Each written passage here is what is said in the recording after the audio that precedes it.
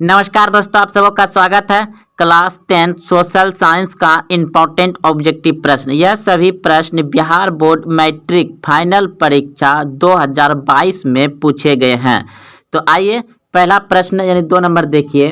मराठा समाचार पत्र किस भाषा से संबंधित था? मराठा समाचार पत्र किस भाषा से संबंधित था? Option A Angrezi, option B Hindi, option C Bangla, option D Marathi.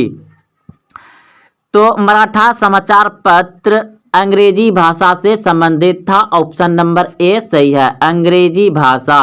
Option number A सही है, अंग्रेजी भाषा। अगला प्रश्न देखिए। निम्न में से किस सिख गुरु का जन्म पटना में हुआ था? निम्न में से किस सिख गुरु का जन्म पटना में हुआ था? तो 10वें गुरु का। ऑप्शन नंबर डी सही है, 10वें गुरु का। अगला प्रश्न है, बंगाल से बिहार कब अलग हुआ? यह बिहार बंगाल से कब पृथक हुआ? प्रश्न है, बिहार बंगाल से कब पृथक हुआ? तो ऑप्शन नंबर ए बिल्कुल सही है, 1912 ईस्वी में बिहार से बंगाल अलग हुआ। 1912 ईस्वी, ऑप्शन ए सही है। अगला प्रश्न है, भारत आने वाले प्रथम व्यापारी कौन थे? भारत आने वाले प्रथम व्यापारी कौन थे? तो आप सभी अच्छे से जानते हैं, पुर्तगाली। ऑप्शन नंबर सी सही है। उत्तरी एवं दक्षिणी वियतनाम का एकीकरण कब हुआ था? उत्तरी एवं दक्षिणी वियतनाम का एकीकरण कब हुआ था? तो ऑप्शन नंबर डी बिल्कुल सही है, 1975 ईस्वी में। अगला प्रश्न देखिए। दिसंबर 1929 में किस नदी के तट पर नेहरू जी द्वारा तिरंगा फहराया गया था? दिसंबर 1929 में किस नदी के तट पर नेहरू जी द्वारा तिरंगा फहराया गया? तो ऑप्शन नंबर सी बिल्कुल सही है, रावी नदी। रावी नदी के तट पर 1929 में नेहरू जी ने तिरंगा फहराया था। अगला प्रश्न है, क्रांतिकारी नेता सूर्य सेन का उपनाम क्या था? क्रांतिकारी नेता सूर्य सेन का उपनाम क्या था? तो ऑप्शन नंबर बी बिल्कुल सही है, मास्टर दा। ऑप्शन नंबर बी सही है। राष्ट्रीय जल मार्ग एक है, राष्ट्रीय जल मार्ग एक है इलाहाबाद से हल्दिया तक। ऑप्शन नंबर बी सही है, इलाहाबाद से हल्दिया तक। ऑप्शन नंबर बी सही है। निम्न में से कौन उपभोक्ता उद्योग है? निम्न में से कौन उपभोक्ता उद्योग है? तो ऑप्शन नंबर सी बिल्कुल सही है, चीनी उद्योग। चीनी उद्योग जो है कि ये उपभोक्ता है, और बाकी सभी क्या है, पेट्रोल रस ये क्या है, उद्योग के लिए है, लोहा इस्पात उद्योग के लिए है। और चीनी चितरंजन लोकोमोटिव, यहाँ इंजन बनता है रेल का, ये भी उद्योग के लिए। लेकिन चीनी क्या है, उपभोक्ता है, जो खाने पीने की चीज़ में आए उसे उपभोक्ता कहा जाते हैं। अगला प्रश्न देखिए। गिर राष्ट्रीय उद्यान कहाँ है? गिर राष्ट्रीय उद्यान कहाँ है? तो गुजरात में। ऑप्शन नंबर डी सही है, गिर राष्ट्रीय उद्यान कहाँ है? गुजरात में। प्रथम पृथ्वी सम्मेलन कहाँ आयोजित हुआ? प्रथम पृथ्वी सम्मेलन कहाँ आयोजित हुआ? रियो डी जेनेरियो में। ऑप्शन नंबर ए सही है, रियो डी जेनेरियो में हुआ था। ऑप्शन नंबर ए सही है। अगला प्रश्न है, निम्न में से कौन खरीफ फसल है? निम्न में से कौन खरीफ फसल है? तो कपास जो है खरीफ फसल है। ऑप्शन नंबर डी सही है। अगला प्रश्न है, बांधों को आधुनिक भारत का मंदिर किसने कहा?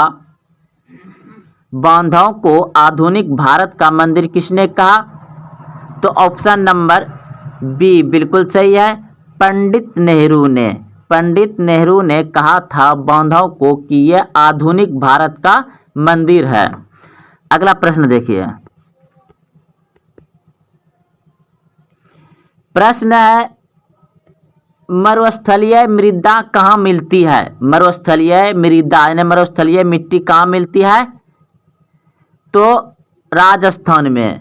ऑप्शन नंबर 20 सही है, राजस्थान में। भारत का सबसे छोटा रेलवे क्षेत्र कौन है? भारत का सबसे छोटा रेलवे क्षेत्र कौन है? तो उत्तर पूर्वी रेलवे, उत्तर पूर्व रेलवे भारत का सबसे छोटा क्षेत्र है। अगला प्रश्न है, निम्न में से कौन लोकतंत्र का प्राण है? निम्न में से कौन लोकतंत्र का प्राण है? तो ऑप्शन नंबर सी बिल्कुल सही है, राजनीतिक दल। राजनीतिक दल क्या है? लोकतंत्र का प्राण है। भारतीय कम्युनिस्ट पार्टी की स्थापना कब हुई? भारतीय कम्युनिस्ट पार्टी की स्थापना कब हुई? तो 1925 में। ऑप्शन नंबर ए सही है, 1925 में। किसने कहा लोकतंत्र जनता का जनता के लिए तथा जनता के द्वारा शासन है?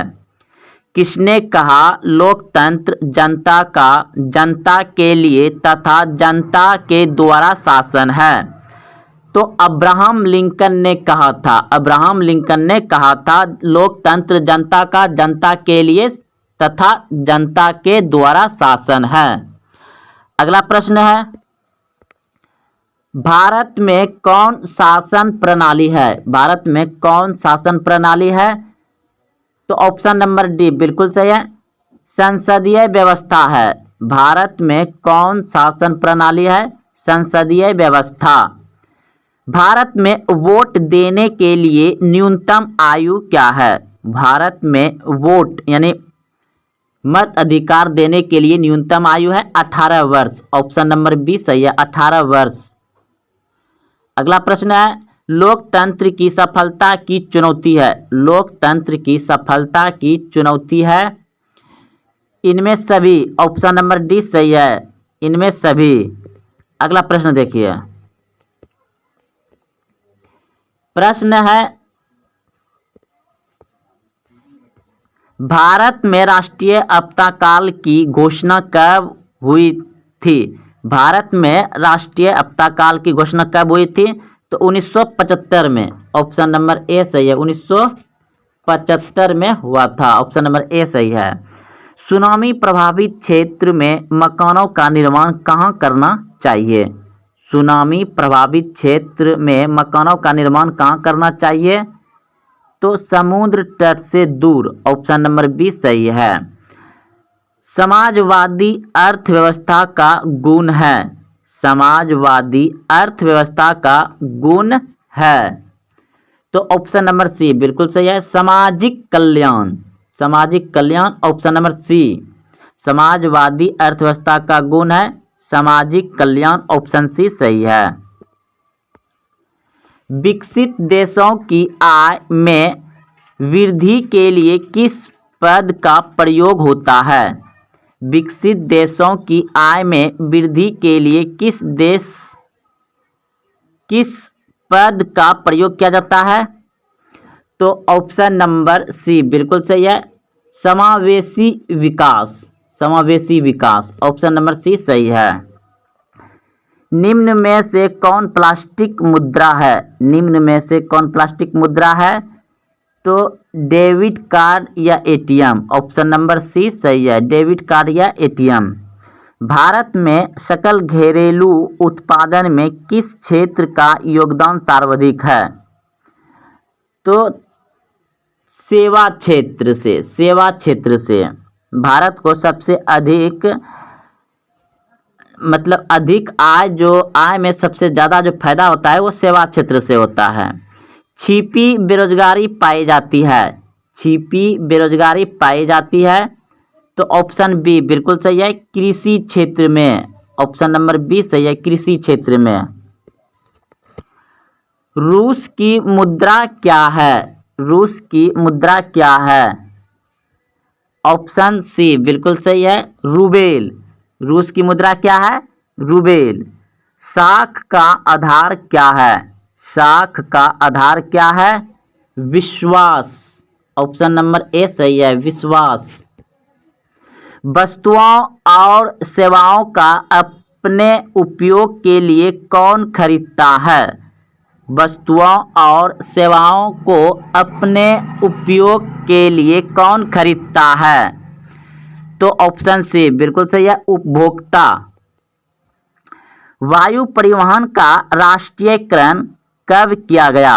वायु परिवहन का राष्ट्रीयकरण कब किया गया? तो 1953 में। ऑप्शन नंबर डी सही है, 1953 में। विश्व का प्राचीनतम परिवहन साधन क्या है? विश्व का प्राचीनतम परिवहन संसाधन क्या है? तो पूरे विश्व में जो परिवहन यानी आयातायात एक जगह से दूसरे जगह आने का सबसे प्राचीनतम है जल परिवहन, क्योंकि उसमें नाव से ही जाया आया करता था, जल परिवहन। ऑप्शन नंबर ए सही है। अगला प्रश्न देखिए, विश्व का प्राचीनतम परिवहन साधन क्या था? तो जल परिवहन।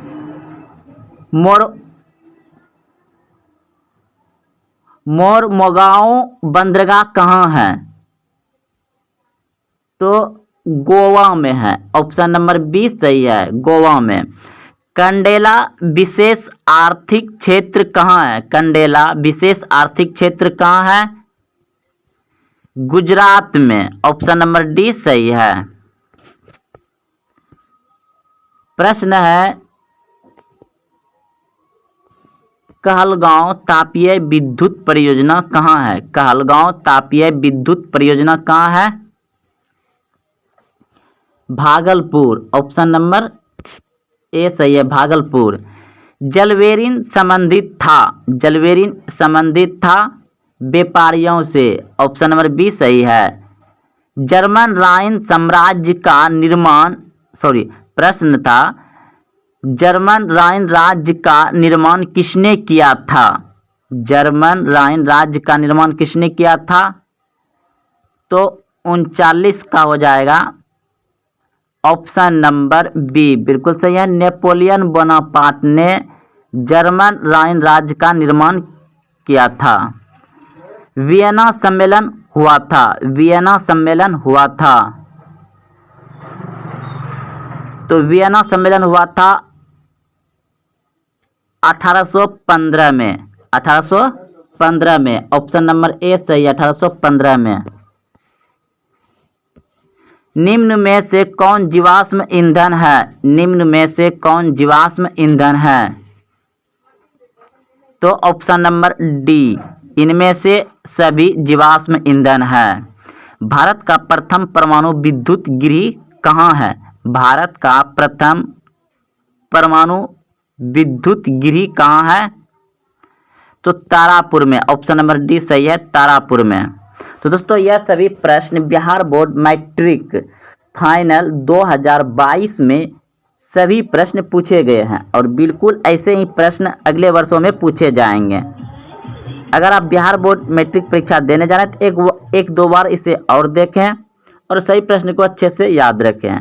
वीडियो आपको अच्छा लगे तो अपने दोस्तों में शेयर करें, लाइक करें और हाँ, अभी तक चैनल को सब्सक्राइब नहीं किया तो चैनल को सब्सक्राइब करें। फिर मिलते हैं अगले वीडियो में। जय हिंद, जय भारत।